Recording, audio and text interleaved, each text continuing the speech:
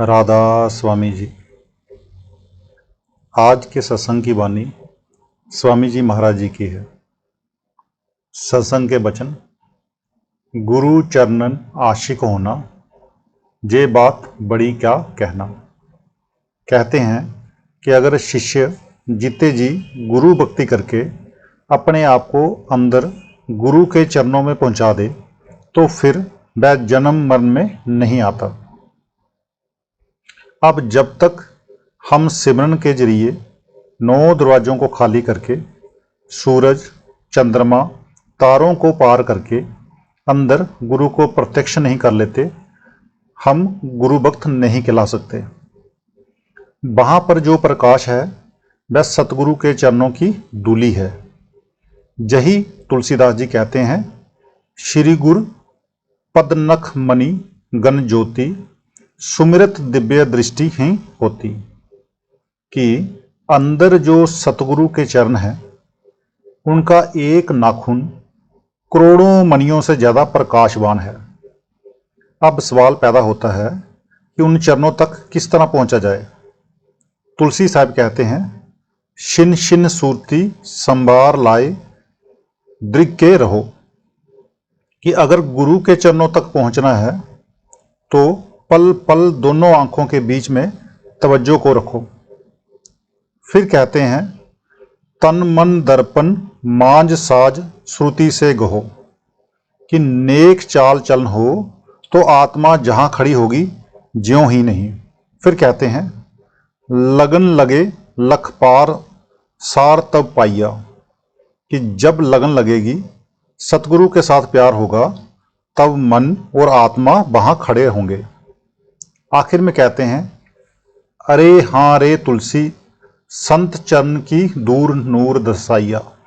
कि वहाँ जो नूर है वह संतों के चरणों की धूलि है।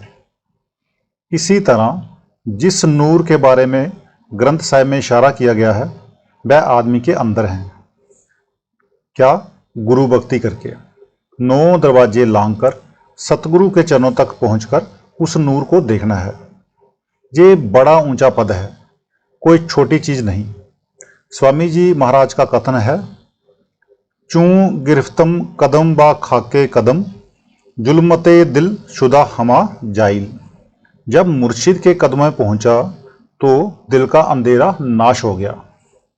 गुरु लंगे जिसे अति प्यारे तिन कुल कुटम सब तारे।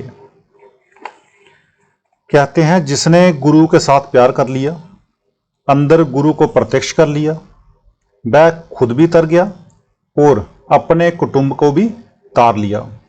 भाव ये है कि प्रभु भक्त की प्रेम परिपूर्ण भक्ति घर में ऐसा आध्यात्मिक वातावरण पैदा कर देती है जो उसके परिवार के सब सदस्यों पर गहरा प्रभाव डालता है और वह प्रभाव पीढ़ियों तक चलता है। शीपों की जाति में एक संत नामदेव जी हुए हैं, सारी कौम को फख्र है। गुरु रविदास जी भक्त हुए हैं, हम उनका भी आदर करते हैं। बेदियों में एक गुरु नानक साहिब आए, हम उस कुल का आदर करते हैं। इसी तरह सोडियों में एक गुरु रामदास जी आए, हम सोडी कुल का कितना आदर करते हैं।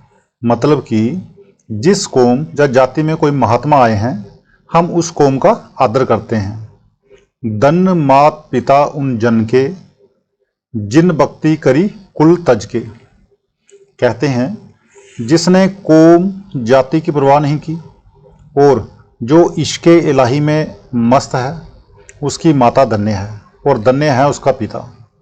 जिस कौम में कोई महात्मा पैदा हुआ है उस कौम का लिहाज है।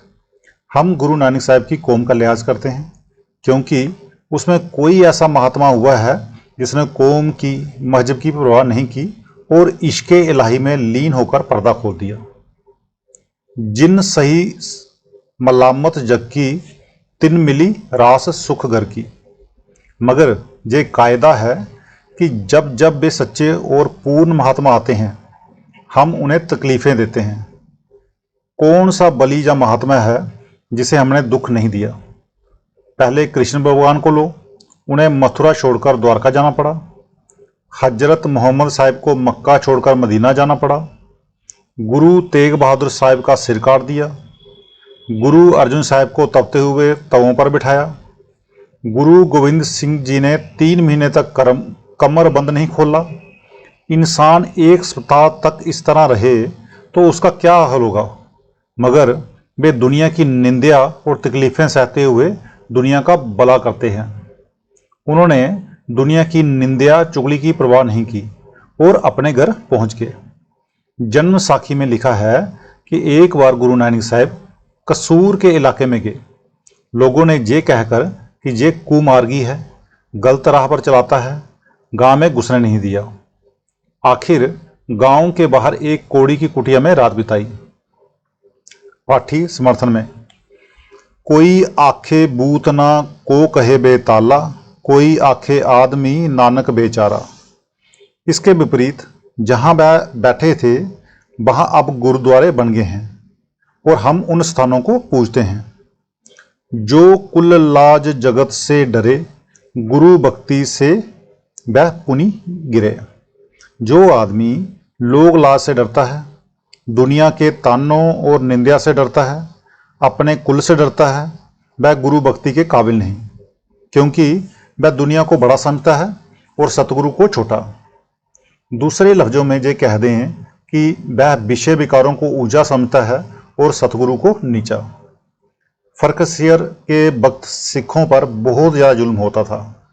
सिख डरते हुए उजाड़ों, पहाड़ों, जंगलों में छिपते फिरते थे। बादशाह कहता था कि मैं उन्हें जड़ से मिटा दूंगा।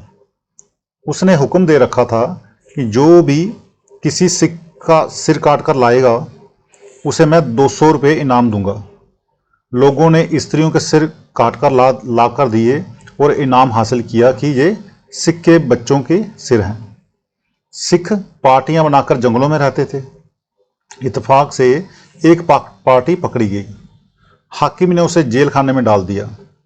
उस पार्टी में एक ऐसा लड़का था जो कई खानदानों में अकेला था।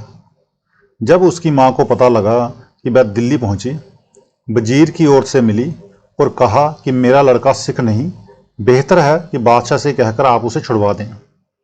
बादशाह ने हुक्म दिया हुआ था कि जहाँ तो इस्लाम स्वीकार करो या मौत के घाट उतर जाओ।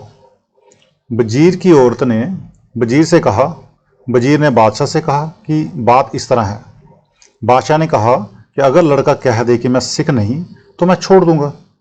वजीर ने लड़के की मां से कह दिया। उस दिन उस सिख पार्टी की दोबारा पेशी थी। जब आए तो बादशाह ने कहा कि तुम मुसलमान हो जाओ, मैं तुम्हें छोड़ दूंगा। उन्होंने जवाब दिया, नहीं, हम सिख हैं। उस लड़के से पूछा गया, उसने वही उत्तर दिया जो औरों ने दिया था। लड़के की मां ने कहा कि तू कह दे कि मैं सिख नहीं। लड़के ने कहा, मैं सिख हूं, मैं सिख हूं, मैं सिख हूं।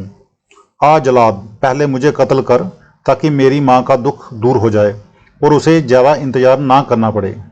सो जो शिष्य लोग लाज से डरते हैं वे बुज़दिल और कमज़ोर हैं, वे गुरु भक्ति के काबिल नहीं।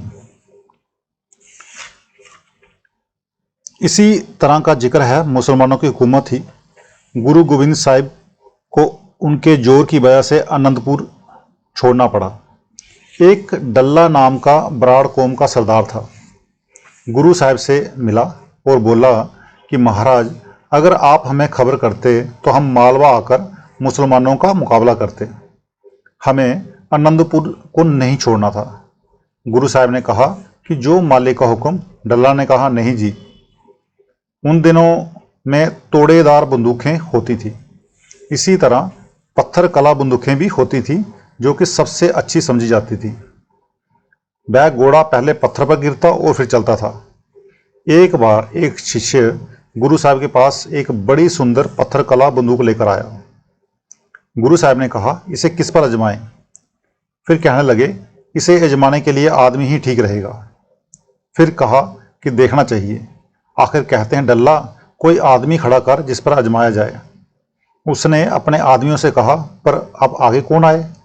वही आए जिसे मरना हो। चाहे गुरु साहब को किसी को मारना नहीं था, सिर्फ आजमाना ही था।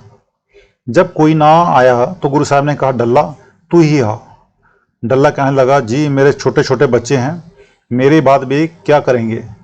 गुरु साहब ने कहा, बस जो ही कहता था कि मुझे खबर करते, डल्ला शर्मिंदा हो गया। फिर हुक्म दिया, मेरे घोड़ों के तबेले में जाओ और वहां जो भी आदमी मिले उनसे कह दो कि गुरु साहब के पास एक बंदूक आई है, उसके निशाने के लिए कोई आदमी चाहिए। जब डल्ला ने जाकर वहां वहां जाके कहा तो जो जिस हालत में था उसी में उठकर दौड़ पड़ा। कोई केस संवारते दौड़ पड़ा, कोई पगड़ी बांधते, कोई कपड़े पहनते। हर एक आदमी औरों की कारगुजारी बताकर कि ये घोड़ों की बड़ी सेवा करता है, इसने चमकौर की लड़ाई में बड़ी मदद की थी, इसने फलाना काम किया था, ये फलाने जरूरी काम में माहिर है। यही कहता था कि इसे ना मारो बल्कि मुझे निशाना बनाओ। इसलिए गुरु साहब ने सबको एक लाइन में खड़ा करके एक दूसरे के पीछे खड़ा करके बंदूक को गोली ऊपर से निकाल दी। मारना तो किसी को था नहीं, सिर्फ इम्तिहान लेना था। डल्ला बराड़ पछताया, कहता है कि अगर मुझे पता होता कि गुरु साहब को अजमाना ही है, मारना नहीं, तो मैं अपने आप को पेश कर देता। मगर इम्तिहान में कोई कोई ही पास होता है, मालिक कभी किसी का इम्तिहान ना ले। तो आज का सत्संग इतना ही, मिलते हैं कल के सत्संग में। राधा स्वामी जी।